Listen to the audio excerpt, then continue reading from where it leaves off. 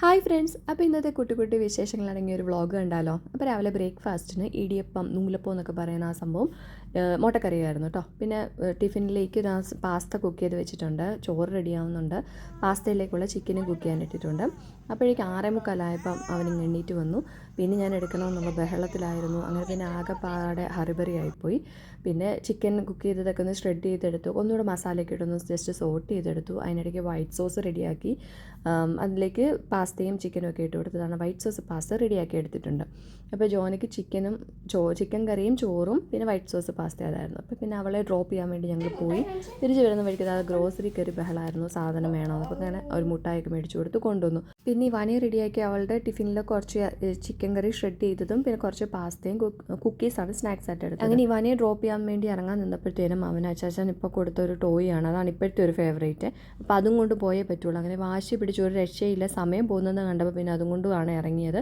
എന്നിട്ടും ബസ് അവിടെ വന്ന് വെയിറ്റ് ചെയ്ത് നിൽക്കുമായിരുന്നു കേട്ടോ. പിന്നെ തിരിച്ച് കൊണ്ടുവന്ന് കഴിഞ്ഞിട്ട് പിന്നെ അവൻ്റെ കാര്യങ്ങൾക്കൊക്കെ നിന്ന് അവനെ കുളിപ്പിച്ച് അവൻ ഉറങ്ങുന്ന നേരത്ത് സ്നാക്സ് ഉണ്ടാക്കുവാണ്. അപ്പോൾ ഇതാ ഇടിയപ്പം ഈ ഒരു ഇങ്ങനെ വട്ടത്തിലും കൂടെ ഉണ്ടാക്കി എടുത്തിട്ട് അതും ഒന്ന് ഷ്രെഡ് ചെയ്തെടുക്കുകയാണ്. മിച്ചമുള്ള ഇടിയപ്പം ഈ ഒരു രീതി ഷ്രെഡ് ചെയ്ത് അതിലേക്ക് ഇടാനുള്ള ചിക്കൻ വേവിക്കുകയാണ്. പിന്നെ carrot, cone, beans, green peas, capsicum ഇവയെല്ലാം കൂടെ ഒന്ന് ഞാൻ മിക്സിയിൽ ഇതുപോലെ പേസ്റ്റ് ആക്കി എടുത്തിട്ടുണ്ട്. ഇനി ഒരു പാനിൽ കുറച്ച് എണ്ണ ചൂടാക്കി അതിലേക്ക് കുറച്ച് ഗാർലിക് ഇട്ട് കൊടുത്തും റോസ്റ്റായി വരുമ്പോഴേക്കും ഈ ഒരു പേസ്റ്റും കൂടി ഇട്ട് നന്നായിട്ട് മിക്സ് ചെയ്യുക. പിന്നെ സോസായിട്ട് soya sauce, tomato ketchup, chilli garlic sauce ഇതെല്ലാം മിക്സ് ചെയ്യുക.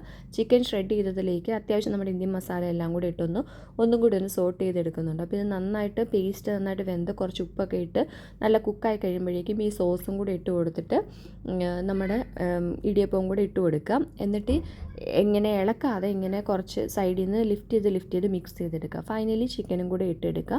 നല്ല അടിപൊളി റെസിപ്പിയാണ്. ഇത് ട്രൈ ചെയ്തിട്ടില്ലെങ്കിൽ നിങ്ങളൊന്ന് ട്രൈ ചെയ്ത് നോക്കണേ. അപ്പോൾ ഇതാ ജോലി എത്തിയിട്ടുണ്ട്. നമുക്ക് എന്തായാലും ഫുഡിൻ്റെ അഭിപ്രായം ചോദിക്കാമേ. കഴിക്കാൻ പോയി കുളിച്ചിട്ടോ? എന്താ അതിനിപ്പോൾ കുളിച്ചാൽ അവൻ ഉറക്കമായതുകൊണ്ട് തരാം. വാ, കൈ കിട്ടോ. ചിക്കൻ റൈസോ എന്താ നോക്കത്? സേമിയാണോ? അടുത്ത ഇടിയപ്പം ഇല്ലായിരുന്നോ? അതിനും കൊണ്ട് ഉണ്ടാക്കിയ നൂഡിൽസാണ്. എനിവേ കഴിച്ച് നോക്കിയിട്ട് പറ, അഭിപ്രായം പറ.